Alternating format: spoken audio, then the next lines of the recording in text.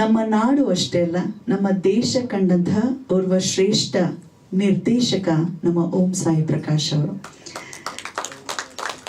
ನಮ್ಮೆಯ ಮಾಧ್ಯಮ ಮಿತ್ರರೇ, ದಯಮಾಡಿ ನಿಮ್ಮೆಲ್ಲರ ಶುಭ ಹಾರೈಕೆ ಅವರ ಜೊತೆಗಿರ್ಲಿ. ಇವತ್ತು ಅವರ ಹುಟ್ಟಿದ ಹಬ್ಬ ಕೂಡ ಹೌದು. ಸೊ ಓಂ ಸಾಯಿ ಪ್ರಕಾಶ್ ಅವರ ಒಂದು ಹುಟ್ಟಿದ ಹಬ್ಬ, ಜೊತೆಗೆ 105ನೇ ಸಿನಿಮಾ ಸೆಪ್ಟೆಂಬರ್ 10. ಅವ್ರು ಆಕ್ಚುಲಿ ದಾಖಲೆ ಬರೆದಿದ್ದಾರೆ. ಬರೀ ಸಿನಿಮಾ ನಿರ್ದೇಶನ ಮಾಡೋದ್ರಲ್ಲ ಅಷ್ಟೇ ಅಲ್ಲ, ರಕ್ತದಾನ ನೀಡುವಲ್ಲಿ ಕೂಡ ಹೌದು. ಇವತ್ತು ಕಿದ್ವಾಯ್ನಲ್ಲಿ ಅವರು ಉಚಿತ ರಕ್ತದಾನ ಶಿಬಿರವನ್ನ ಕೂಡ ಆಯೋಜಿಸಿದ್ರು. ಸರ್, ಇದು ಎಷ್ಟನೇ ವರ್ಷ? ನೀವು ಎಷ್ಟು ಸರಿ ರಕ್ತದಾನ ಮಾಡಿದ್ದೀರಾ?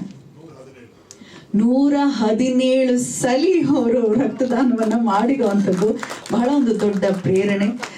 ಓಂ ಸಾಯಿರಾಮ್ ಅಂತ ಹೇಳ್ತಾನೆ, ಯಾಕಂದ್ರೆ ಅವರು ಸಾಯಿಬಾಬರ ಬಹಳ ದೊಡ್ಡ ಭಕ್ತರು.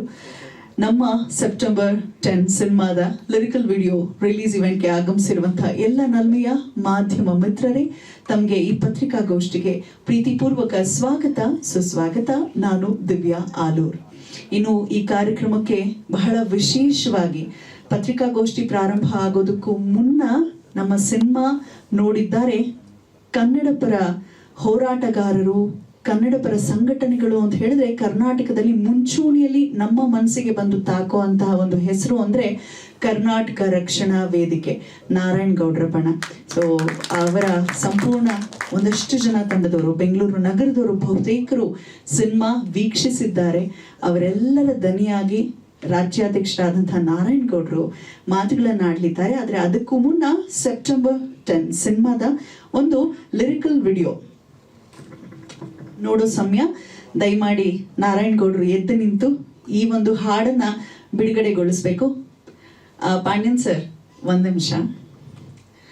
ನಿಮ್ಮೆಲ್ಲರ ಗಮನಕ್ಕೆ ಡಾಕ್ಟರ್ ವಿ ನಾಗೇಂದ್ರ ಪ್ರಸಾದ್ ರವರು ಬರೆದಿರುವಂತಹ ಗೀತೆ, ಜೊತೆಗೆ ಅವರೇ ಸಂಗೀತ ನಿರ್ದೇಶನ ಮಾಡಿರುವಂತಹ ಗೀತೆ ಇದು. ಪ್ರಪಂಚವನ್ನೇ ಮೆಟ್ಟಿ ನಿಂತ ಮಾನವ, ಅಸಾಧ್ಯಗಳನ್ನ ಸಾಧಿಸೋದು ಬಲ್ಲವ, ವೈಕಲ್ಯದಲ್ಲೇ ಒಂದು ಕೈವಲ್ಯ ಕಟ್ಟುವ, ಮುಂದೆ ಮುಂದೆ ಸಾಗುವ ಎನ್ನುವಂತಹ ಅದ್ಭುತವಾದ ಸಾಲುಗಳಿದೆ.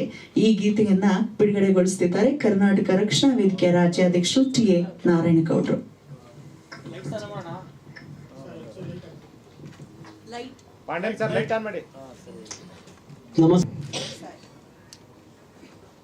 ವೇದಿಕೆ ಮೇಲಿರುವಂತ ನಮ್ಮ ಕುಟುಂಬದವರು ಮತ್ತು ನನ್ನ ಅನ್ನ ಸಮಾಧಾನವಂತ ನಾರಾಯಣಗೌಡರಿಗೆಲ್ಲರಿಗೂ ನಮಸ್ಕಾರ ಮಾಡಿ, ಪತ್ರಿಕಾ ಮಾಧ್ಯಮ ಮಿತ್ರರೆಲ್ಲರಿಗೂ ನನ್ನ ಹೃದಯಪೂರ್ವಕ ನಮಸ್ಕಾರ. ನಿಮ್ಮೆಲ್ಲರಿಗೂ ತಿಳಿದಂತೆ ಸಿನಿಮಾ ಮಾಡೋದು ಸುಲಭ, ಸಿನಿಮಾ ಬಿಡುಗಡೆ ಮಾಡೋದು ಕಷ್ಟ. ಅಂತ ಸ್ಟೇಟಸ್ನಲ್ಲಿ ಇರುವಾಗ ಒಂದಿನ ನಾನು ದಿವ್ಯಾ ಆಲೂರ್ ಹತ್ರ ಮಾತಾಡಿದ್ದೀನಿ. ಅಮ್ಮ, ಸಿನಿಮಾ ಮಾಡಿದ್ದೀನಿ, ರಿಲೀಸ್ ಮಾಡಬೇಕಂದ್ರೆ ತುಂಬ ಕಷ್ಟ ಇದೆ, ದೇಡು ಜನ ಬರ್ತಾರೋ ಬರೋ ಭಯ ಇದೆ ಅನ್ನುವಾಗ ದಿವ್ಯಾ ಒಂದೇ ಮಾತು ಹೇಳಿದ್ದಾರೆ, ಅಣ್ಣನ ಒಂದ್ಸಲ ಮೀಟ್ ಮಾಡೋಣ. ಕನ್ನಡ ಪರ ಹೋರಾಟಗಾರರು, ಕನ್ನಡ ಚಿತ್ರರಂಗಕ್ಕೆ ಯಾಕೆ ಸಹಾಯ ಮಾಡಲ್ಲ ಅನ್ನೋರು ಅಂತ ನನ್ನನ್ನು ಆಫೀಸ್ ಕರ್ಕೊಂಡು ಹೋದ್ರು.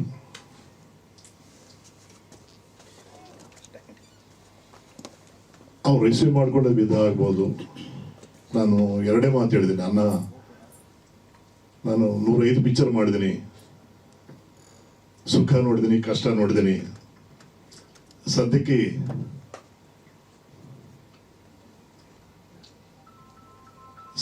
ನಾನು ಕಷ್ಟನೇ ನೋಡ್ತಾ ಇದ್ದೀನಿ.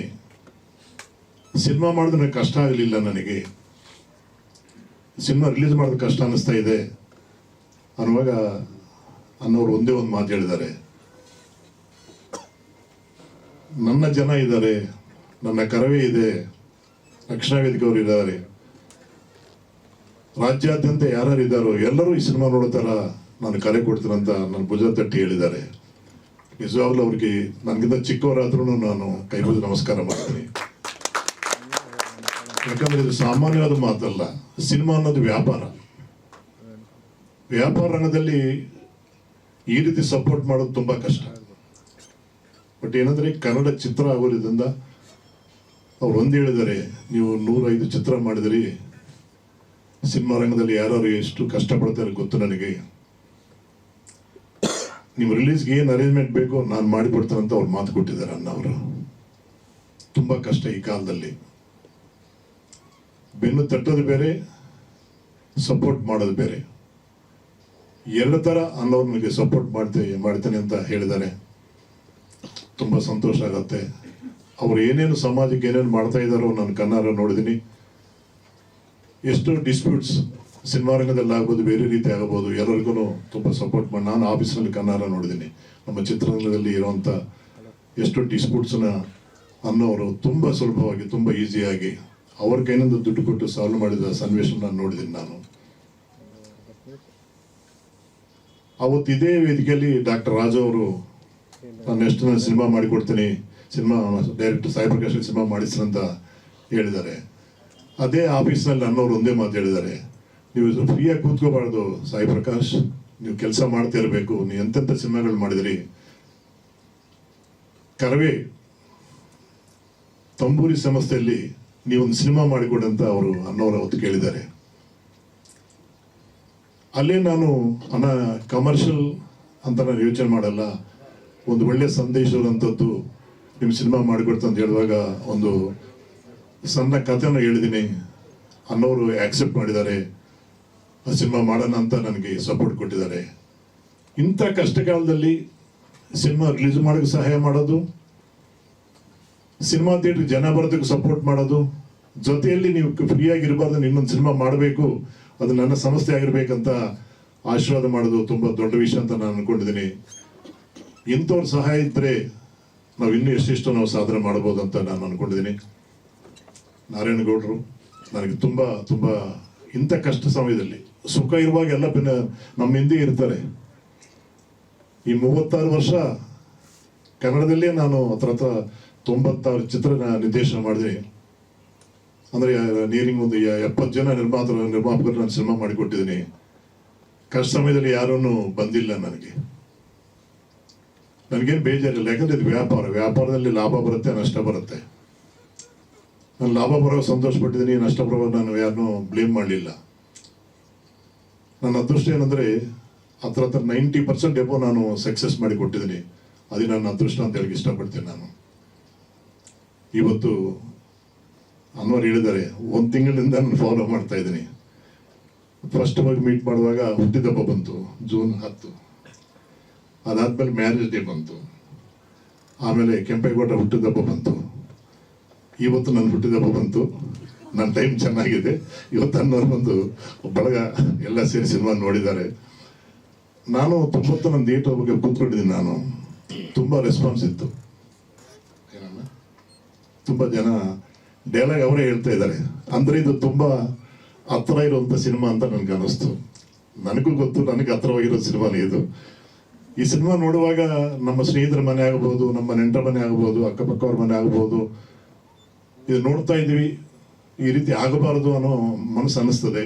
ಈ ಸಿನಿಮಾ ನೋಡಿ ಮನೆಗೆ ಹೋದ್ಮೇಲೆ ತುಂಬ ಯೋಚನೆ ಮಾಡ್ತಾರೆ. ಅಂತ ಯೋಚನೆ ಮಾಡುವಂಥ ಸಿನಿಮಾ ಈ ಸೆಪ್ಟೆಂಬರ್ 10 ಆತ್ಮಹತ್ಯಾ ನಿವಾರಣಾ ದಿನ. ಸಹಾಯಕ್ಕೂ ಮಾಡೋ ಧೈರ್ಯ ಬದುಕಕ್ಕೂ ಮಾಡಿ ಅನ್ನೋದೇ ಒಂದು ಕಾನ್ಸೆಪ್ಟ್ ಸಿನಿಮಾ ಮಾಡಿದ್ದೀನಿ. ಮಾಧ್ಯಮದವ್ರನ್ನ ಪ್ರತಿ ಪ್ರೆಸ್ ಮೀಟ್ನಲ್ಲಿ ನಾನು ಕೇಳೋದು ಒಂದೇ, ಇವತ್ತು ಚಿತ್ರರಂಗದಲ್ಲಿ ತುಂಬ ಕಷ್ಟ ಅನುಭವಿಸ್ತಾ ಇದ್ದಾರೆ ನಿರ್ಮಾಪಕರು, ನಿರ್ದೇಶಕರು. ಯಾರು senior producers, senior director cinema ಮಾಡ್ತಾರೋ ಅವ್ರನ್ನ ಸ್ವಲ್ಪ ಫ್ರಂಟ್ ಪೇಜ್ ತಂದರೆ ಪುನಃ ಹಳೆಗೆ ಸ್ವರ್ಣ ಈಗ ಬರುತ್ತಂತ ನಾನು ನಂಬ್ಕೊಂಡಿದ್ದೀನಿ. ದಯವಿಟ್ಟು ನಿಮ್ಮೆಲ್ಲರ ಸಹಕಾರ ಇರಲಿ ಅಂತ ಮತ್ತೊಮ್ಮೆ ಕೇಳ್ಕೊತಾ ಇದ್ದೀನಿ.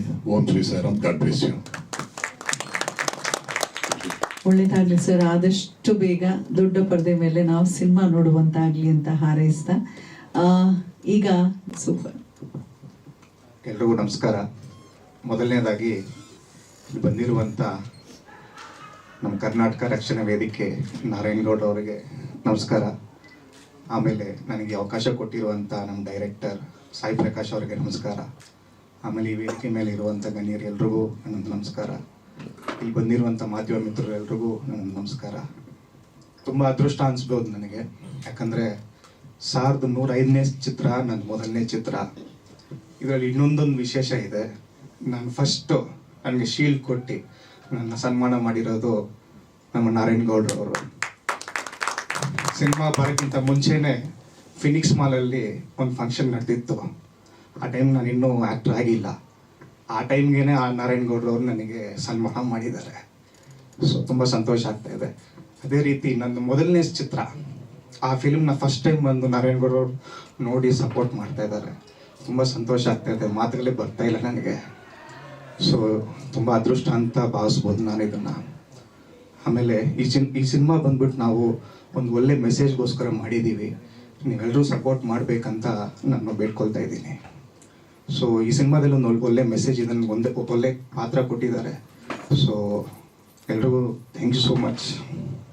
ಇಲ್ಲಿ ಬಂದಿರೋಂಥ ಎಲ್ರಿಗೂ ಥ್ಯಾಂಕ್ ಯು. ಒಳ್ಳೇದಾಗ್ಲಿ ಜಯಸಿಂಹ ಅವರೇ. ನಿಮ್ಮ